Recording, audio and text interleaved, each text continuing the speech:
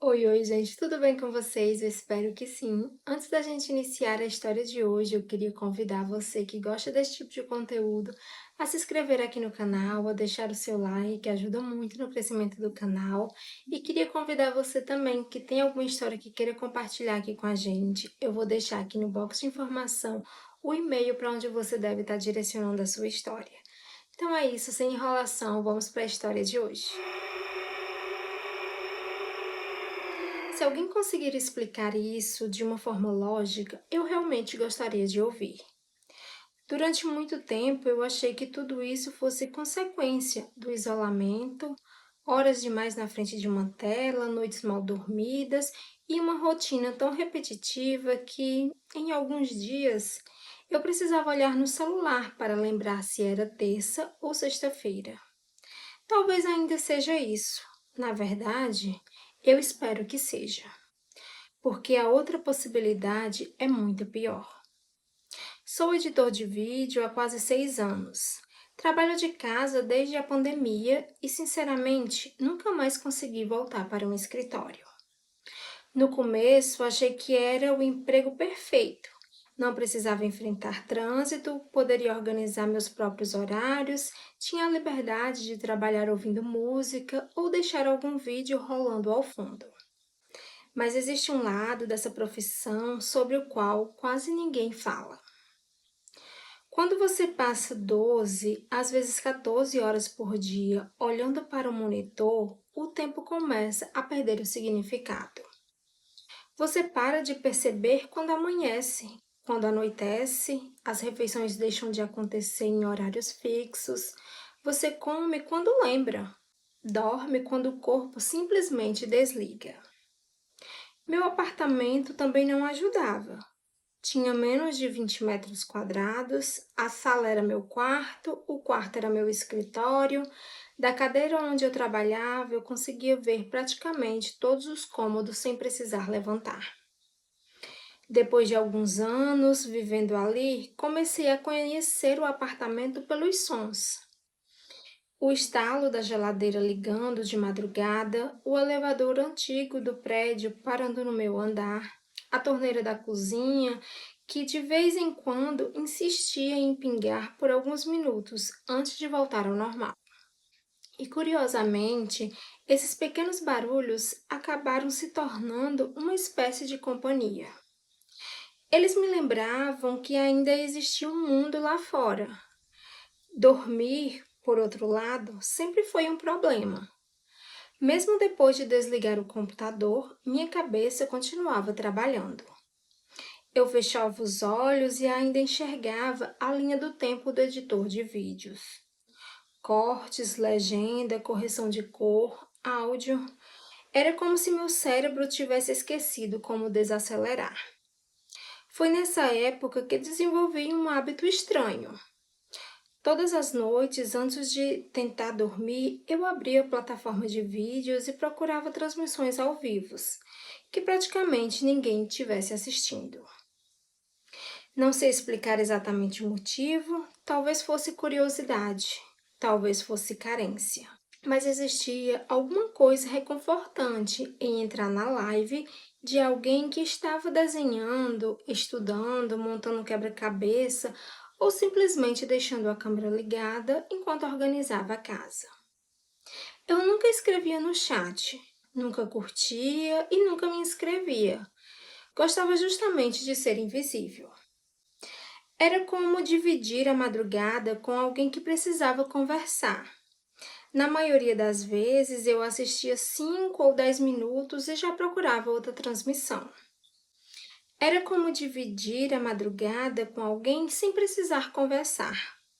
Na maioria das vezes, eu assistia 5 ou 10 minutos e já procurava outra transmissão. Até encontrar aquela. Ela não tinha títulos, não tinha descrição, nem foto de perfil. Parecia um canal criado por acidente. Cliquei apenas porque a miniatura chamou minha atenção.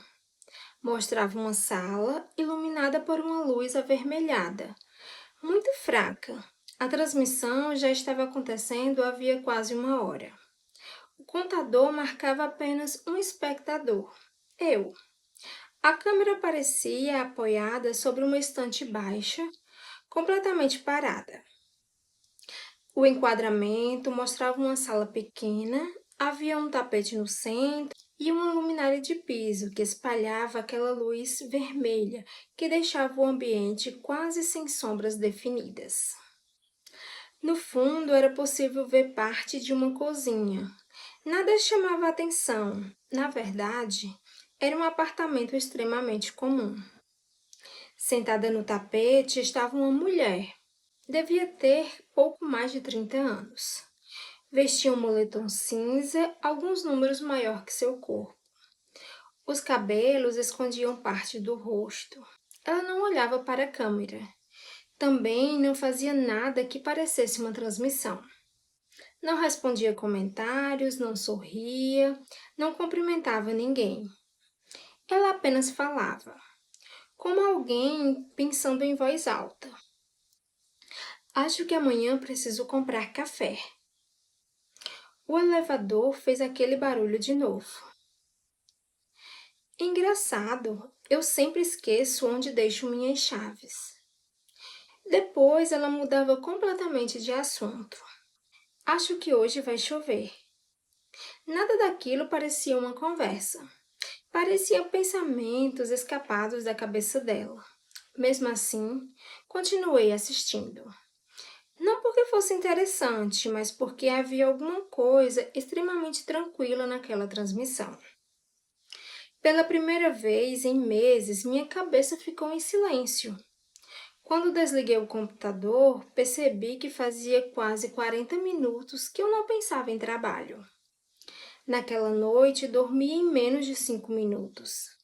Isso não acontecia havia muito tempo. Na noite seguinte, sem nem perceber, procurei aquela transmissão de novo. Ela começou exatamente às 2h43 da madrugada, como na noite anterior. O mesmo enquadramento, a mesma luz, a mesma mulher. E mais uma vez, o contador mostrava apenas um espectador. Eu. Sem perceber, aquela transmissão passou a fazer parte da minha rotina. Todas as noites, às 2h43, eu encerrava o trabalho, apagava as luzes da cozinha, preparava um café e abria a plataforma de vídeo. A live sempre estava lá.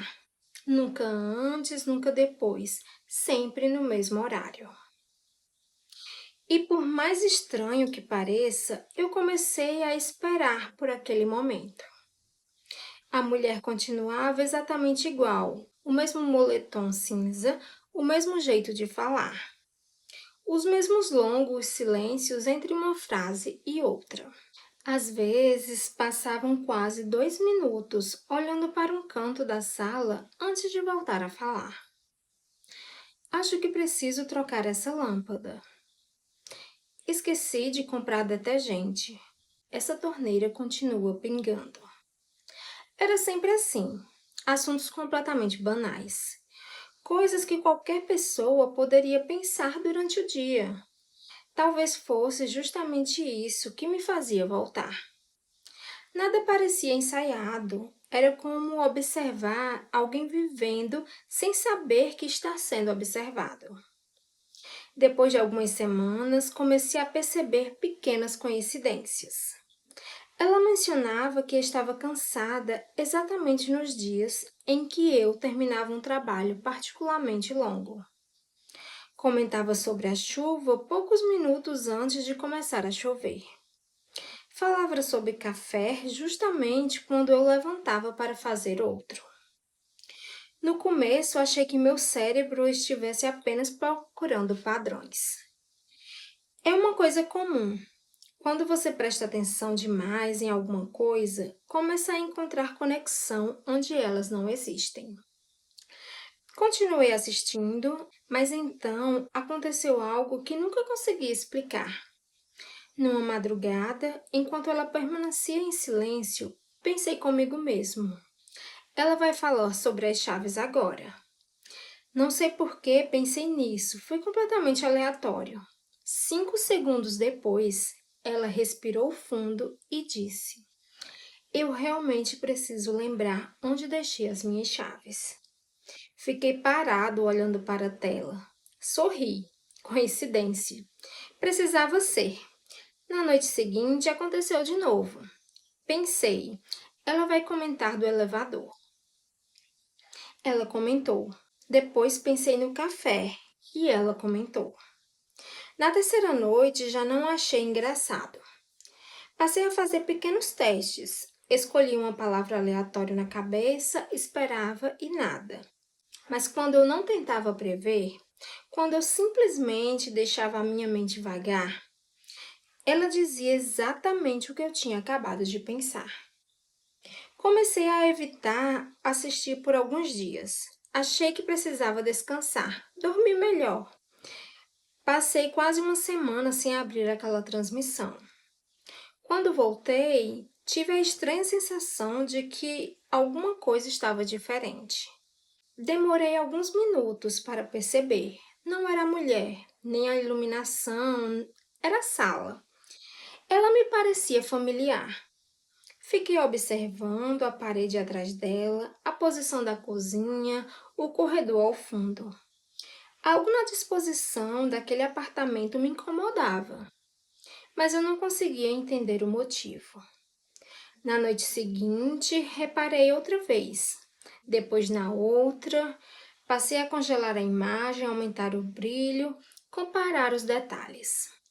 Foi então que eu comecei a notar pequenas coisas no meu próprio apartamento.